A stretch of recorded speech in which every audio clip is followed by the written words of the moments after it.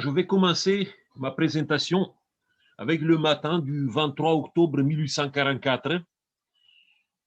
Bon, quand le groupe des Millérites qui attendait le retour du Christ à cette date, ils se sont vus le matin que la date est passée, que ce qu'il avait espéré de se réaliser ne s'est pas réalisé. Il y a eu une fracture en trois dans ce groupe.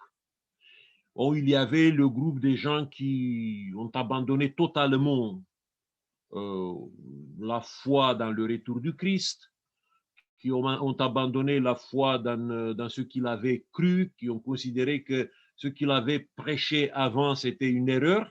Bon, ils se sont dissipés, certains dans les autres églises, certains ont perdu totalement leur foi, ils sont devenus des agnostiques.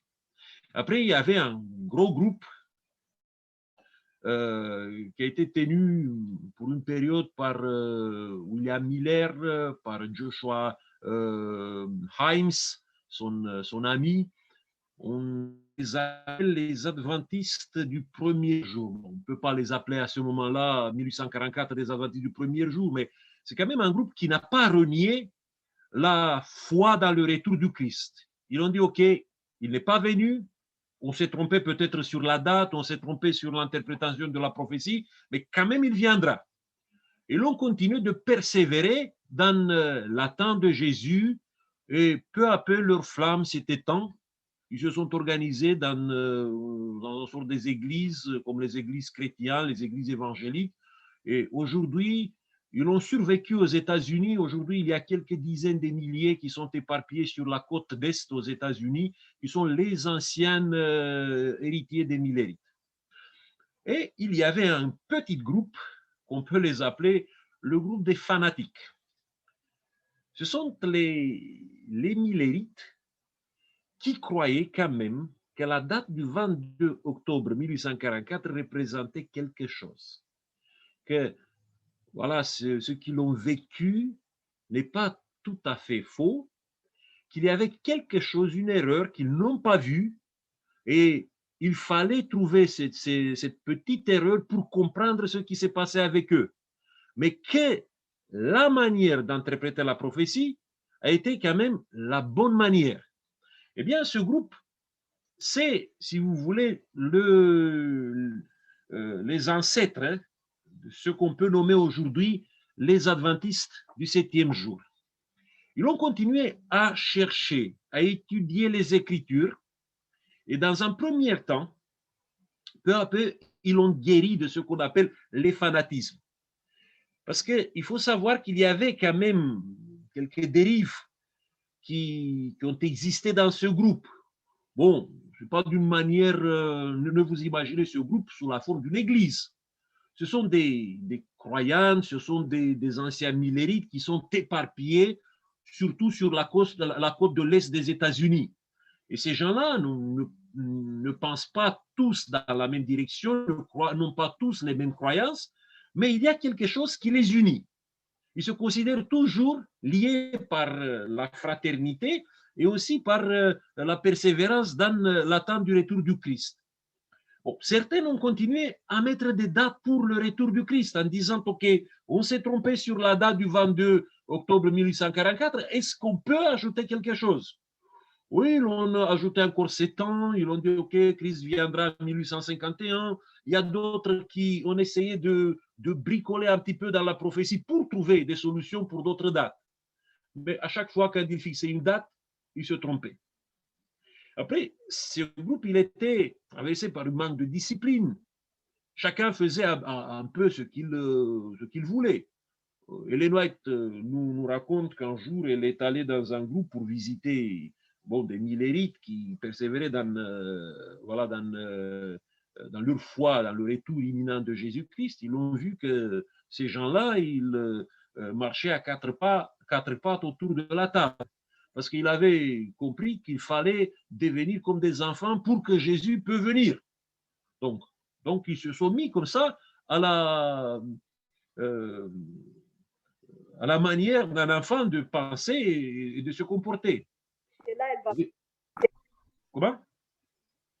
Est-ce que vous pouvez couper les micros? à la fin, je vous donne la parole. Il y avait un manque d'unité et surtout, il y avait cette conception qui a perduré parmi les premiers adventistes, la conception de la porte fermée. Ils croyaient que la grâce a été déjà fermée pour le monde, que s'il fallait prêcher encore aux autres, il fallait chercher plutôt les millérites qui en étaient déçus. Et parmi les millérites qui en étaient déçus, il fallait rallumer leur flamme. Mais quant au monde, on ne peut pas s'intéresser au monde. C'est fini, c'est terminé. S'ils n'ont pas reçu jusqu'au 22 octobre 1844 le message des trois anges, le monde est totalement perdu. Et ça a perduré pas mal du temps. Bon, ceux qui connaissent un petit peu l'histoire de l'Église, peu à peu, ils ont réussi de comprendre autrement les choses. Ils ont abandonné la conception de la porte fermée.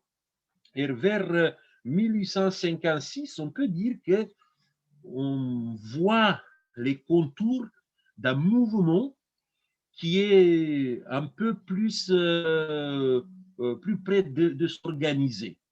Et nous entrons dans une deuxième phase, le moment où ce mouvement commence à se rendre compte que l'organisation sera un atout pour la prédication de l'évangile. Et dans la période suivante, 1856-1863, il y a l'organisation de l'Église adventiste, d'abord des églises locales, après il y a un système de dons systématiques pour soutenir un corps pastoral qui se dédie 100% au service des membres.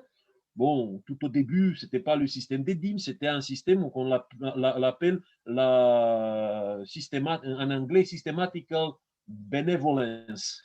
Bon, qui est devenu, les Anglais, les Américains, ils ont utilisé les initiales SB et l'ont baptisé ça Sister Betty. Bon, qu'est-ce que c'était ce système? Un diacre de l'Église se déplaçait dimanche dans la maison de tous les membres de la communauté et il faisait la collecte chez les gens. Bon, il y avait un minimum qui était établi pour chaque homme, pour chaque femme, et ce diacre faisait le tour de tous les membres chaque semaine et il disait, voilà, on a récolté cette somme d'argent, et avec la somme d'argent qui était récoltée, il pouvait comme ça aider des gens qui étaient consacrés au ministère pastoral d'unir, de développer les liaisons entre les membres et les liaisons aussi entre les églises. Parce qu'il faut savoir qu'en 1856, il y a eu une année terrible quand la plupart de ce qu'on appelle les pionniers de l'église adventiste, à cause de la pauvreté, à cause des maladies, à cause d'une vie misérable, ils ont migré vers le centre des États-Unis en pensant que ça sera bien pour eux de s'enrichir, de constituer des fermes là-bas pour s'enrichir. Et Illinois les a visités, les a trouvés dans une situation encore pitoyable. Et c'est à partir de ça que le groupe des adventistes, les groupes voilà, du reste du petit troupeau, comme il s'appelait, ont commencé à développer ce système qui va les amener peu à peu vers une organisation. Le système des dîmes a été un peu plus tardif et c'est John Andrews qui a fait une étude qu'il a présentée devant l'Église et l'Église a accepté cette étude en disant voilà, ça c'est la voie de Dieu pour que l'organisation prenne comme ça de la force. Après, après l'organisation des églises locales, il y a une organisation de la première fédération en 1861 et l'organisation de ce qu'on appelle aujourd'hui la conférence générale en 1863. Pendant ce temps, il y a les fondements des croyances adventistes qui sont posées. C'est le retour du Christ, l'immortalité conditionnelle, le sabbat et le sanctuaire. C'est autour de ces quatre piliers que la nouvelle organisation commence à se construire peu à peu. Et immédiatement après l'organisation, il y a une œuvre missionnaire qui se met en place. D'abord aux États-Unis, on commence à développer la prédication de l'évangile sur la côte est, mais aussi sur la côte ouest des États-Unis. Il y a des missionnaires, il y a des prédicateurs qui sont envoyés pour prêcher l'évangile en Californie, au milieu des États-Unis et aussi sur la côte est. Mais peu à peu, les mentalités commencent à changer. Et si au début, il était un petit peu sceptique par rapport à la mission externe en se disant, écoutez, aux États-Unis, on a tous les peuples, toutes les langues qui sont sur la terre, parce qu'il y avait des immigrants qui venaient à la fin de la guerre de sécession, eh bien, il faut se concentrer de prêcher l'évangile ici aux États-Unis, parce qu'ici, on a toutes les nations. Mais ils se sont rendus compte que le monde est beaucoup plus vaste. Et le premier missionnaire envoyé par l'Église adventiste, c'est John Nevin Andrews, qui part en Europe à la mort de sa femme. Il s'établit en Suisse et là, il est sous les traces d'un autre adventiste qui est parti un peu sans avoir une liaison avec l'organisation, avec la conférence générale, parce qu'il a insisté d'aller, la conférence générale n'a pas voulu l'envoyer, finalement il est parti avec le soutien d'un groupe des millérites, des adventistes du premier jour. Et quand il est arrivé en Europe, au lieu de prêcher le message de ces millérites, il a prêché le message des adventistes du 7e jour. Donc, il s'appelle Michał Belina-Tchaikovsky. Bon, il avait un petit problème. Il n'avait pas une maîtrise de ses finances et chaque endroit où il allait, au bout de quelques temps, il faisait des dettes, il fallait partir pour n'être pas emprisonné à cause de ses dettes. Bon, il a traversé comme ça la Suisse, il est entré dans l'Empire austro-hongrois, il est arrivé en Transylvanie et même il est traversé les montagnes pour arriver en Roumanie. Les premiers adventistes en Roumanie ont été convertis par Tchaïkovski. Bon, c'est intéressant ce parcours de Tchaïkovski qui a laissé, comme ça, qui a répandu le message de l'adventiste à travers plusieurs pays de l'Europe. Mais bon, on peut dire que le premier qui a organisé l'œuvre en Europe, c'est Andrews. 2 ans plus tard, il y a James Herzenberger qui part en Allemagne.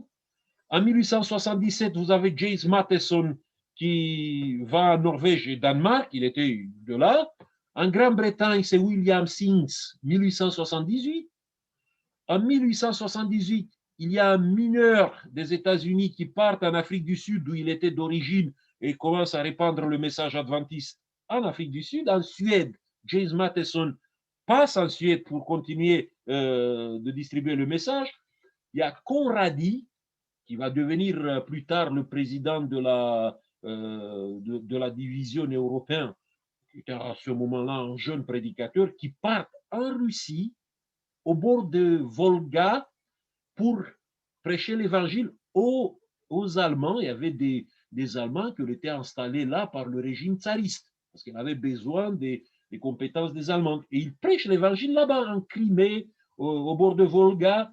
Il prêche l'évangile et il fait les premières communautés. C'est intéressant qu'une de ces communautés des Allemands ait été expulsée à un certain moment par les Russes. Ces Allemands sont venus pour s'installer en Roumanie, en Dobruja, à Constanța, et ils ont créé là la première communauté, la vraie communauté adventiste en Roumanie. Et bien sûr, on peut parler d'Abraham Larue quand il part en 1883 pour prêcher l'évangile aux Philippines. Donc, ce que vous voyez ici, c'est un mouvement qui devient église, s'organise comme église pour développer la mission.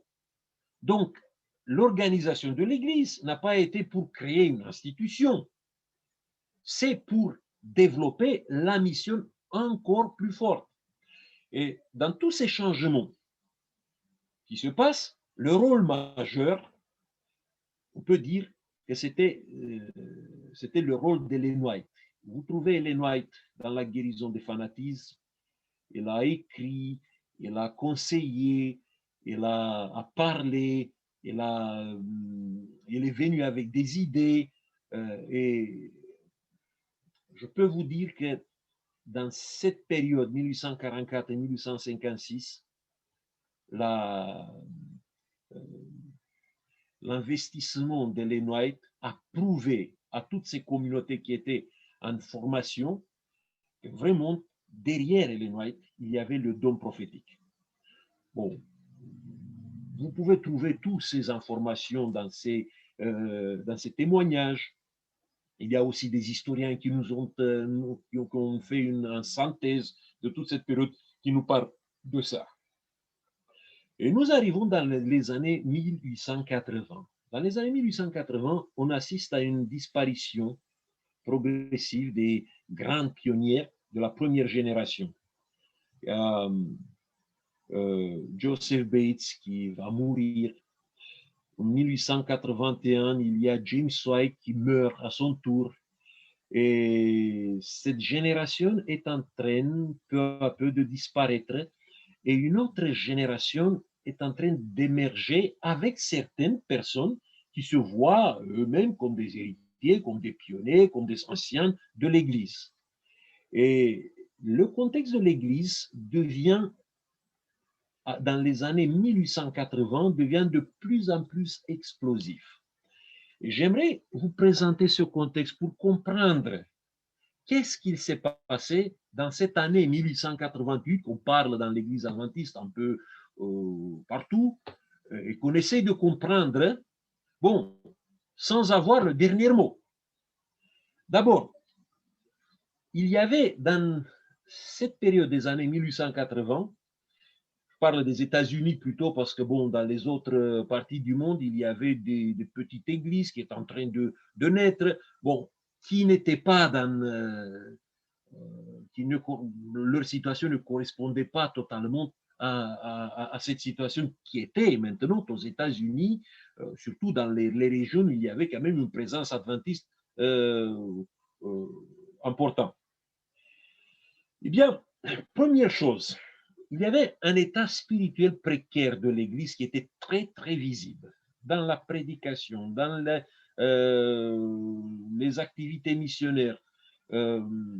C'était quelque chose, il y avait un manquement qui se faisait de plus en plus présent dans le développement de l'Église. D'abord, le message, il était très légaliste.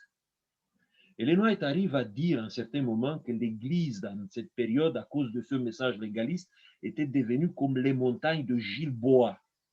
Vous savez, dans la Bible, on nous dit que les montagnes de Gilboa ont été privées de la rosée matinale à cause de la mort de Saül sur ces montagnes. Ellen White dit aussi qu'il y avait des pasteurs, beaucoup de pasteurs qui sont non convertis, qui sont sans profondeur spirituelle, qui ne sont pas capables de nourrir comme il faut le troupeau. Il y a le conflit des générations entre les générations qui commence à ronger l'unité. Vous avez d'un côté ceux qui se disent les anciens, ceux qui se disent les héritiers des premières adventistes. Il y a parmi eux certains qui ont vécu l'épopée des années du début du mouvement adventiste. Après, il y a d'autres qui se sont formés sous la houlette de tous ces grands pionniers. Et il y avait une génération jeune des prédicateurs qui veut s'affirmer aussi. Et ce conflit entre les générations, vous verrez, en certains moments, il est devenu un conflit chaud. Après, le modèle de leadership, il était périmé. Au début, bon, on peut dire, en dirigeante autoritaire, quand tu as un petit nombre de croyantes, ça va.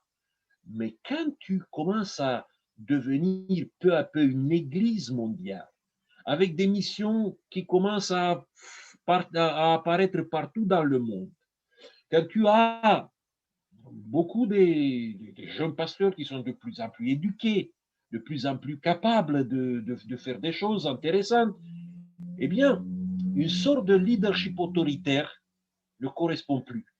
Mais quand même, il y a toujours bon, cet effort des représentants de l'Église de garder quand même ce type de direction autoritaire où le dirigeant veut contrôler tout. À cet état spirituel précaire, il y a une controverse qui va éclater vers l'année 1886. Depuis les années 1850, il y avait une patate chaude qui va apparaître dans le cadre de la théologie, de l'interprétation adventiste. C'était autour du texte des Galates 3, le verset 24. Le texte dit « La loi a été comme un pédagogue pour nous conduire à Christ ». Et à cette époque, en 1854 déjà, il y avait un jeune prédicateur qui s'appelait Joseph Wagner. C'est le père d'Elliot Wagner, qui est venu avec une étude. Il a proposé, voilà cette interprétation, que la loi de Galates ici, ce sont les 10 commandements. Et que les 10 commandements nous ont conduits vers Jésus, parce que nous n'avons pas pu respecter comme il fallait les 10 commandements. On a appelé à Jésus. Eh bien, la position de Joseph Wagner a été combattue avec des arguments forts par un pionnier millérite très influent à l'époque qui s'appelait Stephen Pierce. Il avait adopté le sabbat du 7e jour et il a dit non, la loi des Galates est la loi cérémonielle, la loi lévitique, avec toutes les prescriptions liées au sanctuaire, avec les fêtes religieuses, tout ça. C'est ça, la loi cérémonielle qui montre, qui nous conduit à comprendre et à connaître Christ. Ce qui, d'un point de vue, est vrai. Eh bien, la position de Pierce s'est imposée, ça a plu aux pionniers. Parce qu'on est dans la période où il fallait affirmer, il fallait démontrer que la loi des 10 commandements est toujours valable. Et les pionniers se sont dirigés vers la position de Stephen Pierce et même Ellen White. Il a écrit une lettre à Joseph Wagner pour lui demander d'arrêter la controverse parce que, bon, il soutenait des idées incorrectes, mais la lettre a été perdue. Bon, un peu plus tard, tout le monde va dire, Ellen White va dire que ça, c'était peut-être providentiel. Eh bien, cette controverse a été oubliée pendant 30 ans. En 1884, le père Wagner Senior, il va partir en Europe pour renforcer la mission qui est là-bas. Et son fils aîné, qui était médecin, il cesse de pratiquer la médecine et il remplace son père comme éditeur de la revue, c'était la revue Sign of Times, qui était publiée en Californie, Signe des Temps. C'était une revue missionnaire d'évangélisation et il devient l'éditeur de cette revue. Et là, dans la rédaction de cette revue, Elliot Wagner va travailler avec un autre jeune pasteur, très brillant, un ancien sergent de l'armée américaine qui s'appelait Alonzo T. Jones. Et tous les deux sont nommés aussi comme professeurs au collège adventiste de Hillsborough, en Californie. Eh bien, les deux pasteurs qui collaborent très bien, sont des amis, ils commencent à enseigner aux futurs pasteurs du collège adventiste de Hillsborough que la loi de Galates et la loi des 10 commandements, que la loi de Galates est la loi des 10 commandements. Et ils commencent à publier une série d'articles sur ce thème dans Signe des Temps, Sign of Times, entre 1884 et 1886. Eh bien, voilà, ce qu'ils ont fait, les deux jeunes prédicateurs, n'a pas échappé à la direction centrale de l'Église. Bon, leurs idées étaient simples. Nous constatons qu'on est incapable d'observer les commandements par nos efforts. Donc, cette incapacité va nous pousser à chercher l'aide de Jésus. Et c'est grâce à Jésus que nous sommes pardonnés, nous sommes justifiés et nous sommes équipés pour vivre dans la sainteté. Donc, il n'allait pas dans le sens de la grâce bon marché. Il parlait quand même que vivre dans la sainteté, c'est quelque chose qui est non négociable. Et notre justification et notre sanctification dépendent comme ça en totalité de Jésus. Eh bien, les enseignements ont été rapidement perçus par les dirigeants historiques de l'Église. À l'époque, président de la conférence générale, c'était George Butler, secrétaire, c'était Woodyard Smith, on peut dire deux monuments. Et ils ont dit, ce sont des menaces qui attaquent notre fondament historique de l'adventisme. Donc, il commence à voir dans les deux pasteurs deux rebelles, deux révolutionnaires dangereux Et on avait à l'époque, vous savez, l'Église adventiste n'avait pas la position du salut par la grâce et seul par la grâce. On avait une position qu'on appelle dans la théologie sémipélagien. Ça veut dire que le salut se réalise par les efforts conjugués de l'homme et de Dieu. Donc, il faut faire les deux. L'homme, il fait des efforts, mais il n'arrive pas jusqu'au bout de ses efforts pour obtenir le salut. Donc, il faut que Dieu l'aide, complète les efforts qu'il fait. Bon, eh bien, cette position sémipélagienne commence à être ébranlée pour la majorité des adventistes. Et les dirigeants de l'époque commencent à d'avertir contre un danger mortel. Si on accepte qu'on s'est trompé sur l'identification de la loi aux Galates, alors la conclusion générale qu'on va tirer est que tous les pionniers se sont trompés avec les autres fondements. Le sabbat va tomber, parce que le sabbat, il est au cœur de la loi, et surtout, avec les témoignages, on va nier aussi les témoignages de l'esprit de la prophétie, qui était vu comme infaillible, comme intangible. Donc, ils ont lancé cet avertissement. Ils l'ont passé aux actes. Et cette controverse devient chaude. Parce qu'en 1886, George Butler, il va essayer d'arrêter la rébellion des deux prédicateurs et il va publier un livre qui s'appelle La loi dans l'épître aux Galates. Et là, il va plaider pour la position traditionnelle que la loi dans les épîtres aux Galates, c'est la loi cérémonielle. Après, il commence à développer avec Uriah Smith des articles polémiques contre les articles qui apparaissaient dans le signe des temps. Donc, on a déjà une controverse entre deux grandes revues de l'Église adventiste. Si vous lisez Signe des temps, c'est la loi des 10 commandements aux Galates. Si vous lisez Revue et Herald, c'est la loi cérémonielle. Et pour donner encore plus de force à leur position, les dirigeants de la conférence générale sortent une autre publication qui s'appelle Gospel Cycle, la fossile de l'évangile en 1886. Et bon, bien sûr, c'est une publication qui est dirigée par William Smith et George Butler. Et il intensifie les critiques dans les pages de cette revue.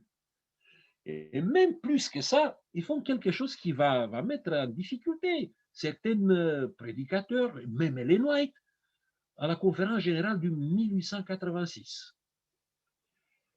Il y a un vote qui est pris lors de cette conférence générale de 1886, deux votes, un vote où on a imposé que les vues doctrinaires qui ne sont pas soutenues par la majorité des adventistes ne seront plus enseignées dans les collèges. Donc, c'était une attaque directement à ce qu'il faisait Jones et Wagner. Et le deuxième vote, c'était les nouvelles idées doivent être examinées d'abord par des frères expérimentés avant d'être publiées. Ça veut dire un comité de censure. Bon, le vote n'a pas plu. Et Ellen White a dit qu'on ne peut pas avancer comme ça dans la connaissance de la vérité, avec des censures, avec, avec un tel comportement. À cette époque-là, Ellen White est en Europe, 1886. Quand elle apprend de cette controverse, elle cherche à calmer les esprits. Mais bon, elle est dans cette optique en se disant, il faut s'adresser d'abord aux deux jeunes pasteurs. Il faut négocier avec eux. Elle écrit une lettre, et dans cette lettre, elle dit, il y a le danger que nos pasteurs qui s'appuient trop sur les doctrines prêchent en excès des sujets argumentatifs pendant que leurs âmes ont besoin d'une piété pratique. Il existe le danger de tenir, dit Ellen White, des discours et de publier des articles comme un sacrifice de Caïn, sans Christ. Il faut comprendre ce passage dans le contexte d'une préoccupation qui toujours a existé chez Ellen White de diriger les protagonistes d'un conflit, d'une controverse, vers le développement d'un christianisme pratique, avant de discuter les idées qui les opposent. Il ne disait pas qu'on ne doit pas discuter ces idées, mais il fallait créer le climat, le climat de confiance, un climat d'amitié avant de discuter des idées qui nous opposent. Et pour la transparence, parce que Lenoir était quelqu'un qui était très, très correct, elle a envoyé une copie de la lettre à George Butler. Et voilà. Quand George Butler a reçu la copie de la lettre, il a commencé à frotter ses mains et il a interprété cette lettre comme l'adhésion de Lenoir à sa cause. Il a confisqué ça et il a manipulé cette lettre pour son intérêt. Et il a fait deux erreurs majeures. D'abord, il écrit une lettre à Illinois très satisfait. Il dit dans cette lettre, j'ai pitié pour la déception terrible subie par les deux frères. Donc, il voyait déjà comment les deux frères ont été douchés comme ça à froid. Après, il surenchère et il publie un article très agressif, mars 1887. Le titre de l'article, c'était « La loi qui est contre nous ». Et quand Ellen White a appris ce qu'ils m'ont fait, elle a réagi. Elle a écrit une lettre vraiment très forte au responsable de la conférence générale, au président et au secrétaire, George Butler ou Uriah Smith, en lui disant « Je suis déçu parce que vous avez transformé ma lettre dans une arme contre les deux jeunes pasteurs. Maintenant, quand vous avez transformé la controverse dans une bataille publique, il faudra donner à notre frère Wagner la possibilité de présenter ses idées à la prochaine conférence générale. » Et voilà, la controverse des Galates, maintenant, ça doit se discuter à la conférence générale. Butler n'aime pas ça. Il n'aime pas que, bon, le jeune Elliott Wagner, il vienne être voilà, au même niveau comme lui. Bon, mais il doit accepter maintenant. Le troisième élément, pour compléter un petit peu le contexte, c'est un événement qu'on peut l'appeler la loi nationale du dimanche, qui apparaît exactement dans l'année 1888. Maintenant, vous verrez qu'aux États-Unis, il y a toujours, depuis la création des États-Unis, il y a une sorte de, moi je peux appeler ça, une sorte de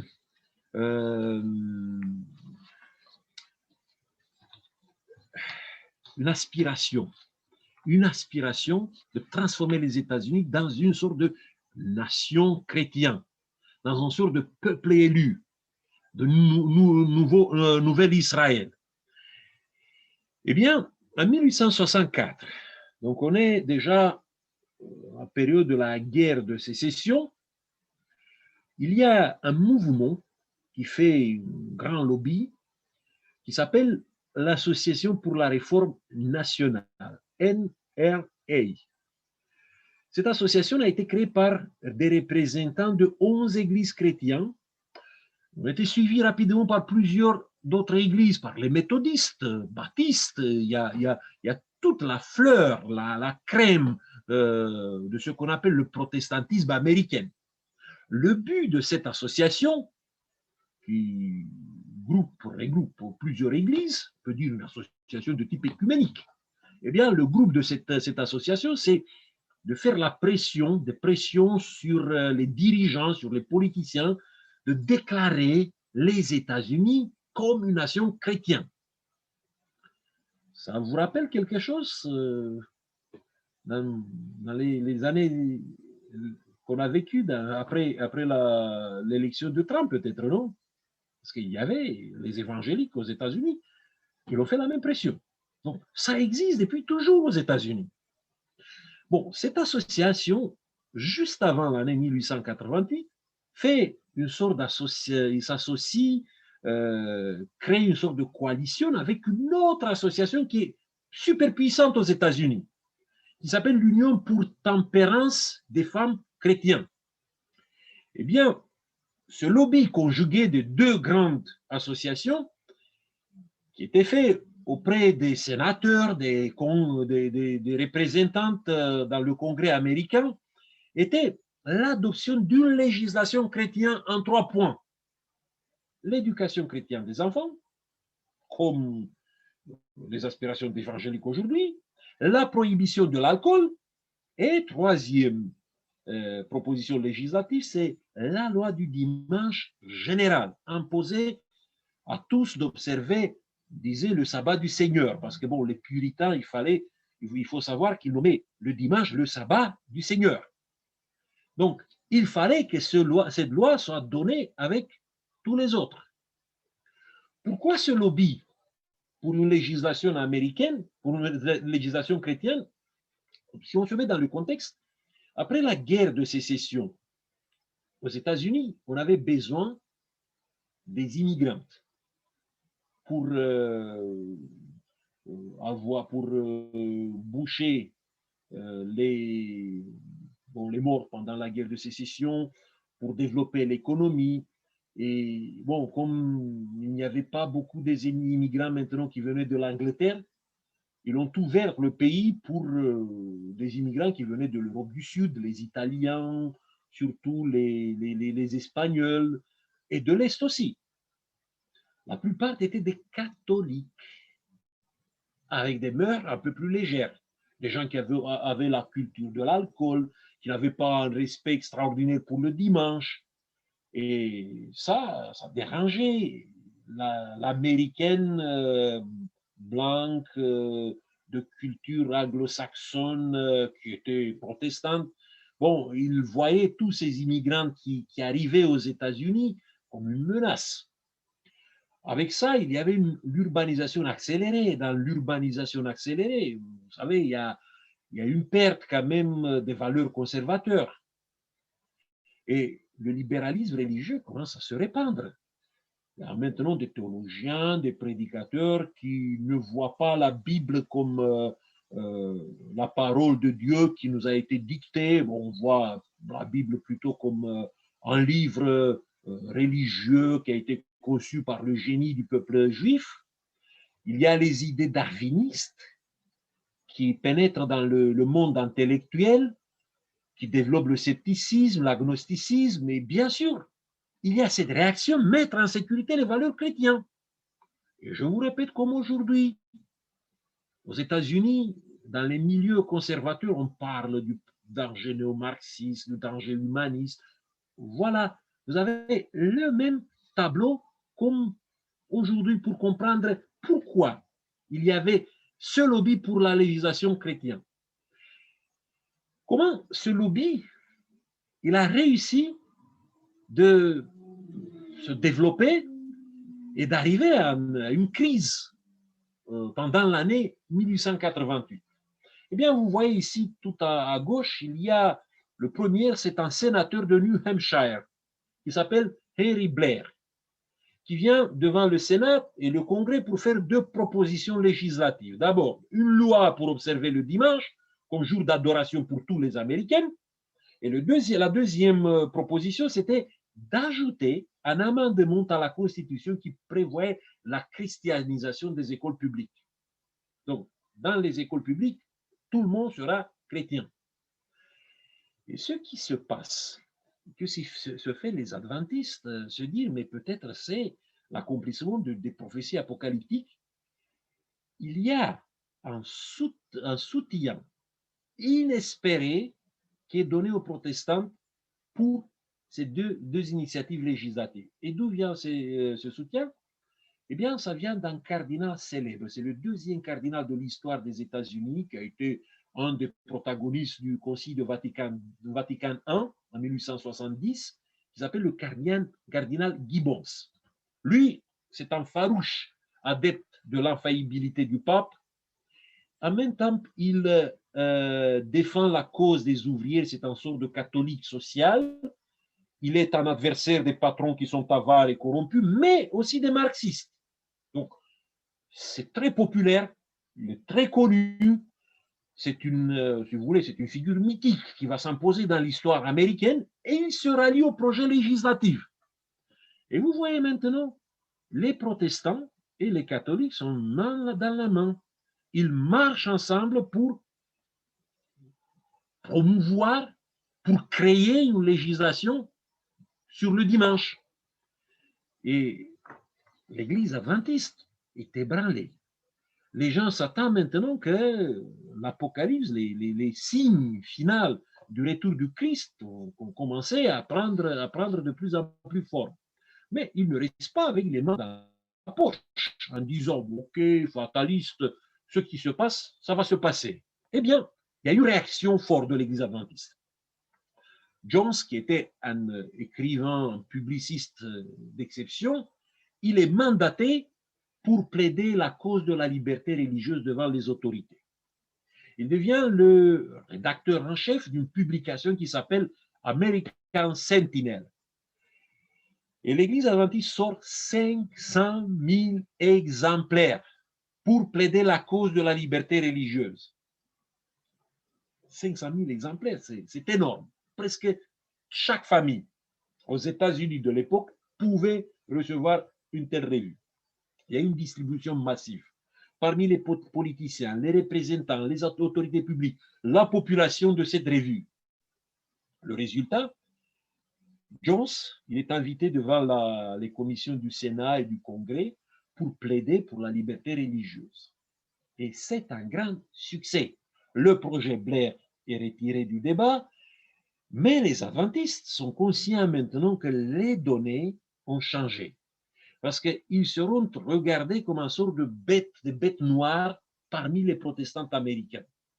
Le journal The Christian Nation, c'est un journal qui soutenait la loi de Blair, a écrit à l'adresse de Jones, voilà ce paragraphe. Hey, mon voisin, si tu es déterminé à t'opposer au progrès de la nation qui cherche à accomplir sa vocation d'être un instrument pour l'œuvre divine de régénération de la société humaine, tu peux t'attendre à avoir des problèmes. On t'assure qu'ils viendront bientôt et te frapperont. Donc, vous voyez, maintenant les adventistes ne sont plus vus comme bon, tous les autres protestants, mais ils sont déjà pointus avec le doigt en disant, mais vous êtes opposé à quelque chose d'extraordinaire que la nation américaine pouvait réaliser. Bon, je ne veux pas entrer dans tous les, faire beaucoup de liaisons avec ce qui se passe aujourd'hui. Mais je crois que les adventistes des États-Unis, dans les dernières années, se sont comportés exactement à l'opposé de ce qu'ils ont fait en 1888 par rapport à ce mouvement qui existe parmi les protestants, aujourd'hui parmi les évangéliques, de christianiser l'Amérique. Et attention, il y a des menaces qui sont cachées derrière, des menaces contre la liberté religieuse, contre la liberté totale qui se cachent derrière, qui peuvent nuire à notre liberté de prêcher la parole. Et dans ce contexte, ajouter un petit peu la situation qui est de l'Église, bon, le conflit autour de la loi dans l'épître aux Galates, avec la loi du dimanche, et vous ajoutez encore un problème, encore une controverse qui existe, qui est chaude dans l'Église adventiste, qui s'appelle le débat sur les 10 corps. Les adventistes avaient un mythe dans l'interprétation prophétique qui s'appelait Uriah Smith. C'est la référence. Il a publié un livre extraordinaire de l'interprétation de Daniel et de l'Apocalypse. Bon, dans les années 1860, même 50, il avait des publications sur le sujet. Il avait repris, c'est vrai, une grande partie des explications des Millérites, mais il a ajouté des interprétations adventistes aussi. Bon, il avait désigné, vous savez, dans Daniel chapitre 7, on parle là des héritiers de l'Empire romain sous la forme de 10 royaumes, 10 corps. Ce sont les 10 royaumes héritiers de l'Empire romain. Et il a pris les noms qui existaient dans la plupart des commentaires protestants antérieurs. Alonzo Jones, qui était un historien bon, amateur, mais très talentueux, il a exprimé à Uriah Smith l'intention d'approfondir l'étude sur les 10 corps parce qu'il croyait que l'identification des 10 royaumes n'était pas très, très correcte. Bien sûr, le maître, dans l'interprétation adventiste, il l'a encouragé au début en lui disant « Bon, tu peux faire ça, parce que en fait, j'avais repris les idées des Millérites. » Et Alonzo Jones il commence à faire ses études. Et 1886, il publie les résultats de ses recherches. Et il dit que dans la liste des 10 royaumes, le royaume des Han doit être remplacé par les Alamans. Parce qu'il apporte des preuves que les Alamans ont créé un État, tandis que les Han ont été juste une structure volatile. Ce qui est vrai dans l'histoire. William Smith, qui était très changeant par rapport dans ses positions, il a été très offusqué. Il a considéré que cette étude met en discussion la validité de toutes les vérités importantes de l'Église. Il a dit, OK, si on accepte ça, on va ouvrir la porte au doute sur les autres vérités encore plus importantes et on va déstabiliser toutes les doctrines. Si on commence maintenant à réviser ce que notre travail des années 50, 60, bon, dans ce cas-là, l'Église va partir dans tous les sens. Donc, il faut arrêter avec ce type d'innovation. Eh bien, peut-être ça peut paraître aujourd'hui une dispute marginale, mais à la conférence générale de Minneapolis, cette dispute marginale s'est transformée dans une sorte de drapeau de combat. Il y avait des partisans de deux camps qui se nommaient les Alamans, les jeunes, et les conservateurs, qu'on les appelait les Huns. Donc, c'était pas une blague, c'était pas un jeu d'enfant dans la cour de la récréation. Ça s'est devenu vraiment un débat qui a empoisonné l'atmosphère qui était à Minneapolis. Et il y avait un autre problème, peut-être ça c'était le problème des problèmes, qui a, je peux vous dire, ça a détruit l'atmosphère à Minneapolis. On l'appelle la conspiration californienne. Eh bien, quelques semaines avant la conférence générale, il y a des pasteurs jeunes qui sont sur la côte de l'Est, qui sont un peu naïfs. Ils discutent entre eux, ils disent, OK, on va essayer de faire une rencontre pour étudier, pour prier, et pour approfondir certains sujets. Parmi ces pasteurs, il y a Jones, il y a Elliot Wagner, et il y a le fils d'Illinois qui s'appelle Willie White. Il propose à discuter, à approfondir des sujets qui étaient à l'époque à l'ordre du jour, les 10 royaumes, la loi des Galates et bien sûr les événements finaux. Il y avait un pasteur en Californie, William Healy, qui était un ami, un sympathisant de George Butler. Il entend de ce qui se passe là et il envoie une lettre. Apparemment, il n'a pas participé à ces rencontres. Mais il a écrit comme une sorte de médisance au président de la conférence générale en lui disant, écoutez, les participants qui sont là, ces jeunes, ils sont en train de comploter, de préparer quelque chose pour changer la vieille garde et la théologie de la dénomination. Et parce que Willie White, il est là, c'est la preuve qu'Ellen White, elle est impliquée dans ces conspirations. Imaginez, George Butler, il s'enflamme, il s'estime blessé déjà, il s'estimait déjà blessé par la lettre qu'il avait reçue d'Ellen White 18 mois auparavant, et il va voir rouge devant les yeux. Il envoie une lettre de 40 pages à Ellen White. Et là, dans cette lettre, il y a des accus de trahison. Il y a la désignation d'Ellen White comme la source de son épuisement nerveux et physique. Il avertit que si les idées émises par les jeunes pasteurs sur la loi aux Galates s'imposeront dans l'adventisme, on va perdre la confiance dans les témoignages. Bon, c'est une sorte de menace contre Ellen White en disant, voilà, ta position, ou pas la position, mais on peut dire ta vocation de prophète de l'Église adventiste sera mise en discussion. Et il finit en disant qu'il se sent comme un homme poignardé dans la maison de ses amis et que le temps du criblage est arrivé. Et juste avant l'arrivée des délégués, George Butler, il fait encore quelque chose pour jeter du gaz sur le feu. Il envoie des télégrammes à tous les délégués qu'il pensait être ses partisans. Dans le message, il a envoyé cette phrase, Stand by the old landmarks, restez aux anciens ancienne fondation. Le message était clair. Vous venez là pour combattre les conspirateurs qui viennent de Californie. Et ce type de paranoïa a eu des résultats catastrophiques sur les participants. Quand les jeunes pasteurs californiens sont arrivés à la conférence générale, ils ont ressenti qu'il y a une distance par rapport prise par beaucoup. Mais ils ne savaient pas, ils n'étaient pas conscients qu'il était déjà estampillé avec le nom des conspirateurs. Willie White, dans ses mémoires, il avait écrit « J'étais innocent comme une oie », pendant que mes amis plus âgés que moi de Battle Creek colportaient des mauvaises choses de moi. Finalement, ces préjugés contre les conspirateurs ont bloqué l'écoute attentive et honnête du message de la justification par la foi. Quand Elliot Wagner il a commencé à développer ses idées, ces gens-là, la plupart des gens qui étaient dans la salle, ils voyaient en Wagner le conspirateur qui venait de Californie.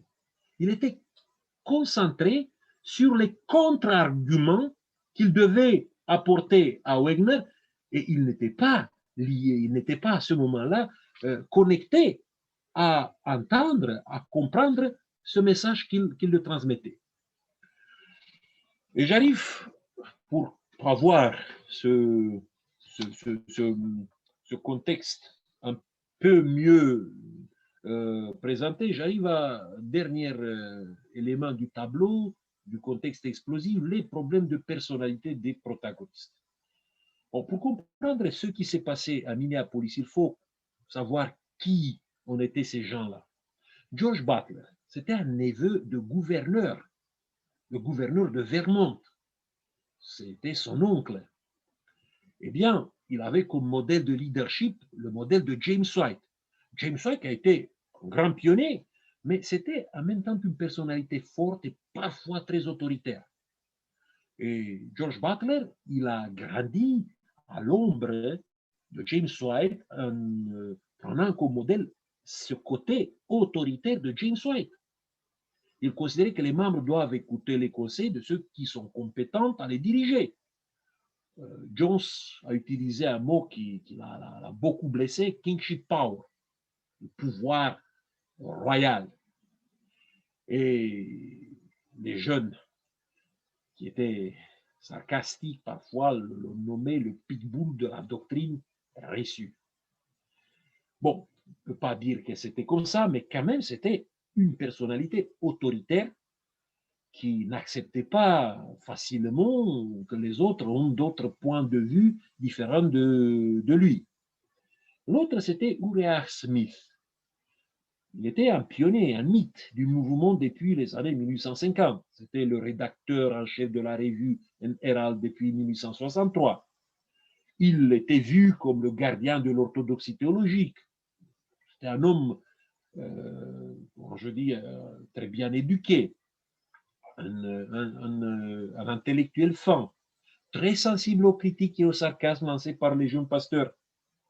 Il a des réactions émotionnelles très virulentes qui l'accablent, qui le déstabilisent parfois. Et certains jeunes pasteurs ont utilisé voilà, cette faiblesse de Uriah Smith pour le déstabiliser encore plus. Et Ellen White, qui jouait un petit peu la médiation entre les deux camps, il a reproché parfois aux jeunes une sorte de manque d'humilité, de douceur dans les attitudes qu'il avait face à Uriah Smith. Parce que finalement, ce n'était pas n'importe qui. Il fallait avoir quand même une sorte de considération pour lui. Bon, sans se prosterner et sans abandonner des points de vue corrects que quelqu'un pouvait avoir. Mais quand même, c'était un peu vous savez, un émotif dans la manière de réagir. Alonzo Jones, c'est un sergent de l'armée. Lui aussi, il est porté vers l'autoritarisme parce qu'il vient de l'armée, il a des convictions fortes, bien argumentées, très bonnes dans la polémique. L'attitude eue à Minneapolis a été parfois décevante pour beaucoup de délégués. William White, qui était son ami, qui faisait partie à peu près du même groupe, il a caractérisé l'attitude parfois d'Alonzo Jones comme pomposity en anglais, arrogance et l'égotisme. Le traitement qu'il a réservé à William Smith, bon, il l'a traité comme ignorante, ça n'a pas bien passé. Parce que c'était un homme qui avait des difficultés à séparer la sincérité de la dureté. Et ça va se développer avec le temps. Ellen White, en 1902, va lui écrire: s'il ne changera pas la manière négligente de parler, ses manières feront s'enfuir les vérités les plus précieuses. Donc, opposer Jones, Butler, Smith, c'était quand même un cocktail assez explosif. Elliot Wagner était beaucoup plus doux. Bon, il se laisse entraîner dans le combat, mais ce n'était pas lui, c'est lui qui menait comme ça le combat. Parfois, il manifeste une supériorité qui dérange, mais je crois que lui, il n'a pas été quelqu'un qui pouvait créer des controverses autour de lui. C'était beaucoup plus, même s'il tenait bien à ses points de vue, mais c'était beaucoup moins conflictuel. Et voilà, dans ce contexte, on arrive. Là, la conférence générale de Minneapolis vers la fin de l'année. Après, avec toutes ces choses qui sont autour de cette conférence générale de Minneapolis, entre 17 octobre et 4 novembre, il y a cette conférence qui a toujours deux types de choses sur l'agenda, ce sont les affaires de l'Église qui sont discutées dans la session. Il y a les sujets théologiques qui sont dans les dévotionnels et dans la précession. Et ce qui nous intéresse, ce sont les sujets théologiques. Tout au début, bon, il faut mettre ça sur l'agenda de la conférence générale. On a les 10 cornes, bien sûr, la divinité de Jésus, la justification par la foi. Et il y a aussi d'autres sujets qu'ils se sont proposés à discuter, jusqu'où nous pouvons utiliser la sagesse du serpent, ça veut dire la sagesse de ce monde, et la prédestination.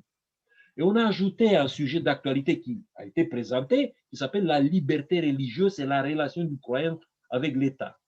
Il faut savoir que parmi ces sujets, il n'y a que les trois que vous voyez en rouge qui ont été présentés, les deux autres, on n'a pas eu le temps de les débattre, et la liberté religieuse, parce que bon, c'était l'année où il y avait cette angoisse de la loi du dimanche.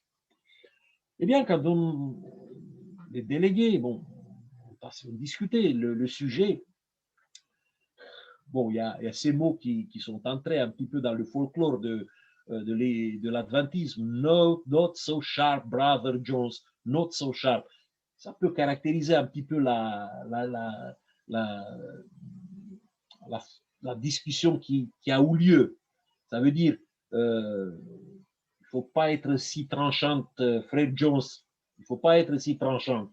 Parce que dans les discussions, dans la présentation des arguments, Alonzo Jones a écrasé Uriah Smith avec sa capacité. Finalement, Uriah Smith, il ne peut pas rivaliser avec Jones dans l'éloquence, dans l'information, et il reste sur la ligne de défense en disant que si nous acceptons ce point de vue de Jones sur les 10 cornes, on va fragiliser les anciens fondements. Ce qui est, un petit peu aujourd'hui, quand on regarde ça peut nous paraître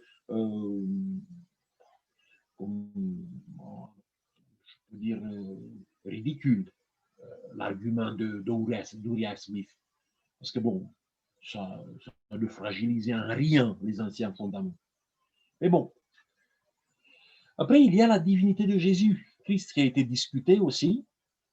Vous savez, dans l'Apocalypse, le verset 4, il y a, cette expression, celui qui est, qui était et qui vient. Et la question qui se posait, ça s'applique à qui? Si ça s'applique à Jésus, ça veut dire que Jésus, il est Dieu de l'éternité. Uriah Smith, qui ne croyait pas dans la divinité de Jésus, disait que c'est le Père. Elliot Wagner et un peu plus tard Ellen White ont soutenu que c'était Jésus. Et à partir de cette expression, on peut commencer à envisager la divinité de Jésus-Christ. À l'époque, dans l'église adventiste, n'avait pas encore tranché sur le sujet. Parce que il y avait le reste, bon, le reste, il y avait quand même l'héritage que certains adventistes ont apporté, bon, de certains courants unitariens qui existaient aux États-Unis à l'époque. Ils sont venus avec leur conception que Jésus était la première créature, que le Saint-Esprit était une énergie et qu'il y avait juste une seule personne qu'on peut lui attribuer les caractéristiques de la divinité. Ça, c'était le Père. Bon, maintenant, cet édifice un peu arien commence à comment je dis, commence à se fissurer. Et bon, là, le sujet le plus important que la plupart des délégués sont passés à côté, c'était la justification par la foi. On a demandé à Elliott Wagner de faire une présentation, de 9 présentations sur le sujet. Malheureusement, on n'a pas le texte de ces présentations. On a, voilà, certaines, on a trouvé par exemple un délégué qui a laissé des notes. Il y a les textes qui ont été utilisés par Elliott Wagner, qui ont été dotés par Willie White dans un carnet, mais on ne sait pas exactement tous les détails de la présentation d'Elliott Wagner. Eh bien, bon, pour avoir une idée, ce que Elliott Wagner a soutenu, il a soutenu bien sûr la loi qui est le pédagogue qui nous conduit vers Christ, c'est la loi des 10 commandements. Et il a insisté sur le double échec de l'homme. L'homme ne peut pas gagner le salut par la loi, mais il ne peut pas accomplir la loi par ses efforts. Donc, dans ce cas-là, pour le salut, on doit compter sur Christ et seul sur Christ par la grâce. Et pour l'accomplissement de la loi, c'est aussi en Christ, par le Saint-Esprit. Donc, il arrivait à la conclusion que notre salut se résume à un mot, Christ et seul le Christ. La plupart des adventistes avaient cette idée en tête que nous pouvons gagner le salut par nos efforts conjugués avec l'aide de Dieu. Et maintenant, tout change. Mais Elliott Wagner n'est pas venu avec la grâce bon marché. Il vient à nous proposer une sorte d'équilibre. Nous sommes justifiés en Christ par la grâce, mais nous recevons aussi la capacité d'accomplir la loi aussi en Christ et aussi par la grâce. Donc, vous voyez, il n'a pas essayé d'appuyer sur une pédale et d'oublier l'autre. Il a appuyé sur les deux pédales à la fois. La justification liée à la sanctification. Eh bien, la plupart des délégués ont été bloqués dans leurs préjugés. Dans l'immédiat, quand ils sont partis, rien n'a changé. Uriah Smith a essayé pendant cette conférence générale de Minneapolis d'arriver à une sorte de déclaration de foi unitaire sur la base d'un vote majoritaire qui n'était pas favorable ni à la présentation d'Elliott Wagner, ni à l'idée qu'il est venu à développer. Mais Elliott s'est opposé en disant on ne peut pas avancer dans la vérité avec le vote de la majorité. Et l'évaluation d'Elliott a été choquante pour les pionniers, pour les compagnons de route. Voilà ce qu'il disait. Le message d'Elliott Wagner, c'est le pont entre la loi et l'évangile. C'est le message du troisième, maintenant le message du troisième ange est maintenant complète. Les 10 commandements et la foi de Jésus. Et il avait témoigné que c'était l'enseignement le plus clair sur le sujet qu'il a entendu en dehors des échanges qu'il a eu dans les derniers mois de vie de James White. Il dit qu'à cette époque-là, en 1880-81, il a eu déjà des échanges sur le sujet avec son mari. C'est pour ça qu'il disait que ce n'était pas une nouvelle lumière pour elle, mais la manière de présenter a été une manière très, très claire. Bon, les conséquences, c'est pour ça qu'on est, peut-être on vit toujours avec des restes de cet esprit de Minneapolis dans l'église adventiste aujourd'hui. Voilà, on a ouvert la porte, comme une sorte de bois de Pandore. Il y avait beaucoup du sarcasme et de la plaisanterie. Imaginez-vous qu'il y avait certains délégués qui ont nommé Elliot Wagner, Ellen White, Pet. Ça veut dire l'animal de compagnie d'Ellen White. C'est blessant. C'est trop. Il y avait aussi une atmosphère où le criticisme a été acerbe. La jalousie, attitude des paroles tranchantes, esprit de résistance à la voix de Dieu, débats violents et positions intolérantes autour des sujets doctrinaires. Ce sont des choses nouvelles dans l'Église adventiste. Il y a eu des conférences générales avant, mais jamais, jamais cet esprit n'a pas été dans cette conférence. Le pharisaïsme, l'orgueil spirituel, l'auto-justification, l'autosuffisance de certaines, querelle des mots, ils ont joué avec les mots, sont accrochés aux paroles de l'autre pour le discréditer. Et ce qui a été peut-être une chose qu'il ne fallait pas faire, et malheureusement on l'a fait après dans l'histoire de l'Église adventiste, plusieurs fois, on a protégé la doctrine en sacrifiant l'esprit chrétien. L'Église a été en souffrance après la conférence générale. Il y a un gouffre le gouffre entre les générations. Il y a des relations brisées entre Ellen White et ses compagnons de route. Vous ne pouvez pas vous imaginer qu'est-ce qu'il a ressenti Ellen White, parce qu'il a pris la position de Wagner, de Jones, lors de cette conférence générale par rapport à la justification par la voie, parce que William Smith, George Butler, il y a certaines d'autres, il y a d'autres qui se sont sentis trahis, qui ont reproché ça à Ellen White. Et derrière, il y avait 40, 45, 50 ans d'histoire qui liaient ces gens-là. Après, dans l'Église, il y a une sorte de paranoïa des conspirations. On commence à regarder l'autre, le collègue, le frère qui est, ah, tu appartiens dans quel camp. Vous savez, quand je regarde ce tableau, je me dis qu'on n'a jamais guéri totalement de cet esprit. Il est toujours là. Quand on discute un sujet, quand on a des positions différentes, on retrouve ce type d'attitude qui existe. Il y avait quand même, malgré l'opposition, il y a quand même quelques bénéfices qui vont aider l'Église à continuer à avancer, à se développer. D'abord, la croyance de la justification par la foi. Même si elle n'a pas été immédiatement acceptée les bras ouverts par les adventistes, on peut dire qu'elle commence à faire sa place dans le message adventiste. C'est le dernier pas du message des trois anges qui commence à s'ajouter, et nous pouvons déjà avoir une sorte de vision complète sur le message de l'Église adventiste. Après, la divinité de Christ, il ne faut pas oublier ça. Elle sera bientôt établie comme une des grandes croyances de l'Église adventiste. Il y a une autre croyance qui va s'ajouter à ça, c'est la croyance sur le Saint-Esprit. On commence à l'envisager, à le voir comme une personnalité, comme une personnalité qui est associée à la divinité. Et peu à peu, l'Église adventiste, au début du XXe siècle, arrive à avoir cette croyance dans un Dieu triunique. Ça a été ouvert par la justification par la foi.